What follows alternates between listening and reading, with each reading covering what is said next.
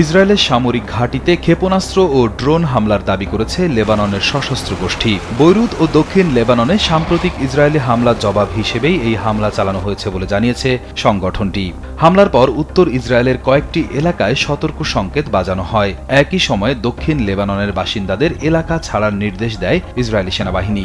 যুদ্ধবিরতির পর পরিস্থিতি শান্ত হওয়ার আশা থাকলেও নতুন এই হামলায় আবারও বড় সংঘাতের আশঙ্কা দেখা দিয়েছে।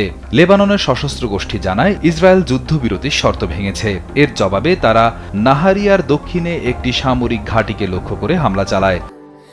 স্যান্ডেলিনা সো, রূপচর্চায় আভিজাত্য।